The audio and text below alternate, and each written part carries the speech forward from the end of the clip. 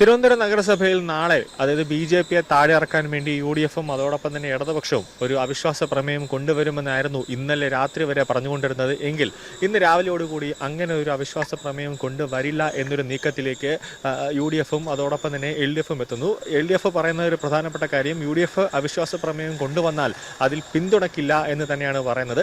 അതായത് അങ്ങനെ ഒരു പിന്തുണ കൊണ്ടുവന്നാൽ അതൊരു ഇന്ത്യ സഖ്യമായി മാറും. കൂടാതെ എൽ.ഡി.എഫും യു.ഡി.എഫും തമ്മിലുള്ള ഒരു കൂട്ടുകെട്ട് അതോടൊപ്പം തന്നെ അവർ തമ്മിലുള്ള ഒരു അന്തർധാര വലിയൊരു ചർച്ചയായി മാറും. ഭാവിയിൽ ഈ രണ്ട് പാർട്ടിക്കാർക്കും വലിയൊരു തലവേദനയായി മാറും എന്നതാണ് ഏറ്റവും പ്രധാനപ്പെട്ട കാര്യം. കൂടാതെ അംഗബലം വെച്ച് നോക്കുമ്പോൾ 101 മണ്ഡലങ്ങളിലേക്ക് വെച്ച് നോക്കുമ്പോൾ ബി.ജെ.പിക്ക് 50 ഉണ്ട്. നിലവിലിപ്പോൾ ഒരു സ്വതന്ത്ര സ്ഥാനാർത്ഥിയെ പാറ്റൂർ രാധാകൃഷ്ണൻ ബി.ജെ.പി ഇപ്പോൾ പിന്തുണയ്ക്കുന്നുണ്ട്. അങ്ങനെ 51. കൂടാതെ എൽ.ഡി.എഫിനെ സംബന്ധിച്ചിടത്തോളം 29 കൗൺസിലർമാരുണ്ട്. യു.ഡി.എഫിനെ സംബന്ധിച്ചിടത്തോളം 20 കൗൺസിലുണ്ട്. പക്ഷേ എങ്ങനെയൊക്കെ ഏതൊക്കെ രീതിയിൽ വന്നാലും അവർക്ക് ഒറ്റയ്ക്ക് ഒരു അവിശ്വാസ പ്രമേയം കൊണ്ടുവരാൻ യു.ഡി.എഫിനോ അതോടൊപ്പം തന്നെ ഇടതുപക്ഷത്തിനോ സാധിക്കില്ല എന്നതാണ് ഏറ്റവും പ്രധാനപ്പെട്ട കാര്യം. അങ്ങനെ രണ്ടുപേരും കൂടെ ചേർന്ന് കൊണ്ടുവന്നാലും ശരി തന്നെ ബി.ജെ.പിയിലുള്ള കൗൺസിലർമാർ എല്ലാവരും കൂടെ ആ കൗൺസിലിൽ പങ്കെടുക്കാതെ നിന്ന് കഴിഞ്ഞാൽ അവിശ്വാസ പ്രമേയം അവിടെ അപ്പാടെ അത് പരാജയപ്പെടുന്ന ഒരു അവസ്ഥയിലേക്ക് കാര്യങ്ങളെത്തും.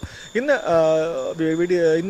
തിരുവനന്തപുരം മേയർ വി രാജേഷ് വിളിച്ചു ചേർത്ത ഏറ്റവും പ്രധാനപ്പെട്ട കാര്യങ്ങളിൽ പറയുന്നത് ഒരു വർഷത്തിനുള്ളിൽ നടപ്പിലാക്കാൻ പോകുന്ന 4 പ്രൊജക്റ്റുകൾ, അതായത് 4 പദ്ധതികളെ പറ്റിയാണ് വി രാജേഷ് ഇന്ന് പ്രധാനമായി പറയാൻ പോകുന്നത്. അതിൽ ഒന്നാമത്തത് കുടിവെള്ളവുമായി ബന്ധപ്പെട്ട്, രണ്ടാമത്തത് വേസ്റ്റ് മാനേജ്മെന്റ്, മൂന്നാമത്തത് തെരുവ് നായശല്യം, അതോടൊപ്പം തന്നെ നാലാമത്തത് ശുചീകരണവുമായി ബന്ധപ്പെട്ടുള്ള കാര്യങ്ങൾ. ഈ 4 കാര്യങ്ങൾ തിരുവനന്തപുരം നഗരത്തിലെ ജനങ്ങൾ ഏറ്റവും കൂടുതൽ വർഷങ്ങളായി ബുദ്ധിമുട്ട് അനുഭവിക്കുന്ന ഒരു പ്രധാനപ്പെട്ട കാര്യമാണ്. അതിൽ മന്ത്രി ചർച്ചകൾ, അതായത് നഗരസഭയ്ക്ക് ഓരോ കാര്യങ്ങൾ എടുക്കാനുള്ള തീരുമാനത്തിൽ ചെറിയ പ്രായോഗികമായ ചില ബുദ്ധിമുട്ടുകളുണ്ട്.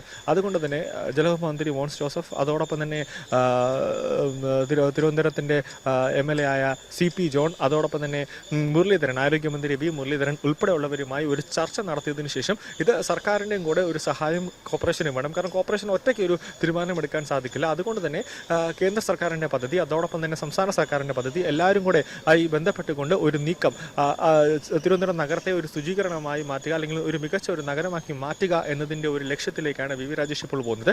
ഈ കൂടാതെ ഏറ്റവും വലിയ രീതിയിലുള്ള ഒരു കയ്യേറ്റങ്ങൾ, അത് ഈ ഫുട്പാത്ത് കൈയടക്കിക്കൊണ്ട് വലിയ രീതിയിലുള്ള കയ്യേറ്റ ശ്രമങ്ങൾ ഈ 10-15 വർഷക്കാലമായി ഒരുപാട് കാലമായി LDF അതായത് CPM തിരുവനന്തപുരം നഗരസഭ ഭരിച്ചിരുന്ന സമയത്ത് ഈ പല കച്ചവടക്കാർക്കും ഈ ഫുട്പാത്തുകൾ കയ്യേറി കച്ചവടം നടത്താനുള്ള ഒരു അനുവാദം നൽകിയിരുന്നു. അതിൽ വലിയ രീതിയിലുള്ള ഒരു അഴിമതിയുണ്ട്. അതിൻ്റെ ഒരു ഭവിഷ്യത്താണ് ഇപ്പോൾ ഒരു 10 മിനിറ്റ് മഴ പെയ്ത് കഴിഞ്ഞാൽ തിരുവനന്തപുരം നഗരം മുഴുവൻ ഒരു വെള്ളക്കെട്ടായി മാറുന്നത്. അപ്പോൾ അതിനെയൊക്കെയുള്ള ഒരു പദ്ധതിയിലേക്ക് വരുന്നു. കൂടാതെ ഏതെങ്കിലും ഒരു പൊതുജനം ഇവിടെ ഒരു മണ്ഡലത്തിൽ അല്ലെങ്കിൽ തിരുവനന്തപുരത്ത് നഗരത്തിൽ എവിടെയെങ്കിലും ഒരു വലിയ രീതിയിൽ തെരുവുനായ ശല്യമുണ്ട് എന്ന് തിരുവനന്തപുരം കോർപ്പറേഷനെ വിളിച്ച് അറിയിച്ചു കഴിഞ്ഞാൽ സ്പോട്ടിൽ തന്നെ ഡോഗ് ടീമുകൾ ഇറങ്ങുന്നു, പട്ടിപ്പിടുത്തക്കാർ ഇറങ്ങുന്നു, അപ്പോൾ തന്നെ പിടിക്കുന്നു.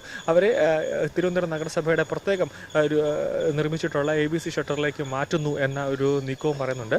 ശുചീകരണവുമായി ബന്ധപ്പെട്ട് ആരോഗ്യമന്ത്രി K മുരളീധരനുമായി ഒരു ചർച്ച നടത്താനുള്ള ഒരു നീക്കവും വരും ദിവസങ്ങളിൽ മേയറുടെ ഭാഗത്തു നിന്നുണ്ടാകും. കൂടാതെ CPM എന്തുകൊണ്ടാണ് വലിയ രീതിയിൽ BJP തിരുവനന്തപുരം നഗരത്തിൽ നിന്ന്, അതായത് തിരുവനന്തപുരം നഗരസഭയിൽ നിന്ന് മാറ്റണം അല്ലെങ്കിൽ അവരെ പുറത്താക്കാനുള്ള പല നീക്കങ്ങളും നോക്കുന്നതിൽ ഒരു പ്രധാന കാരണമായി പറഞ്ഞത് വർഷങ്ങളോളമായി തിരുവനന്തപുരം പാളയത്തെ തിരുവനന്തപുരം നഗരസഭയുടെ നിയന്ത്രണത്തിലുള്ള മാർക്കറ്റ്, കണ്ണൂർമൻ മാർക്കറ്റ് വലിയ തരത്തിൽ അത് CPMന്റെ ഒരു കുത്തകമായ ഒരു അവകാശമായിട്ടാണ് വെച്ചുകൊണ്ടിരുന്നത്.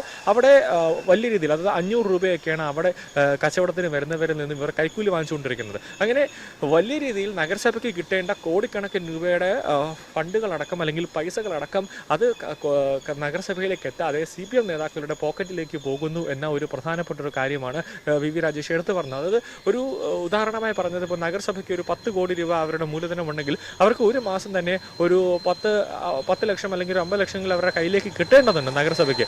കാരണം അത്രയ്ക്കുള്ള ഒരു ഫണ്ട് അല്ലെങ്കിൽ അത്രയ്ക്കുള്ള ഒരു പൈസ അല്ലെങ്കിൽ ധനം നഗരസഭയ്ക്ക് അക്കൗണ്ടിലുണ്ട്. പക്ഷെ അതൊന്നും തന്നെ ഇത്രയും കാലയളവിൽ കിട്ടിയിട്ടില്ല.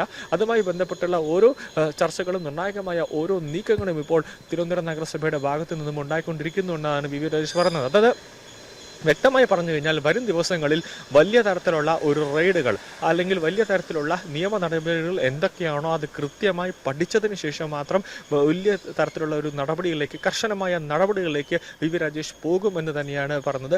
അതാണ് വലിയ രീതിയിൽ CPMനെ അടക്കം അസ്വസ്ഥരാക്കുന്നത്. അത് ഓരോ ഈ കഴിഞ്ഞ വർഷം വരെയുള്ള ഓരോ പദ്ധതികളുടെയും വിശദമായ വിവരങ്ങളടക്കം മേയറും അതോടൊപ്പം തന്നെ ഡെപ്യൂട്ടി മേയർ അടക്കമുള്ളവർ പരിശോധന നടത്തിക്കൊണ്ടിരിക്കുന്നു. അങ്ങനെ വരുമ്പോൾ ഒരു അഴിമതിയുടെ ഒരു കുംഭകോണമായി ഇത്രയും കാലം ഇടതുപക്ഷ അതായത് CPM തിരുവനന്തപുരം നഗരസഭയിൽ വാഴുന്നു. ആ ഓരോന്നും പുറത്തേക്ക് വരുമ്പോൾ അത് CPMന്റെ നിലവാരത്തിൽ അല്ലെങ്കിൽ CPMന്റെ അടിത്തറ തന്നെ ഇളകുന്ന തരത്തിലേക്കുള്ള ഒരു നീക്കത്തിലേക്ക് കാര്യങ്ങൾ എത്തുന്നു. അതാണ് ഈ CPMനെ വലിയ രീതിയിൽ ഒരു അസ്വസ്ഥരാക്കുന്നു എന്നാണ് VV രാജേഷ് പറയുന്നത്.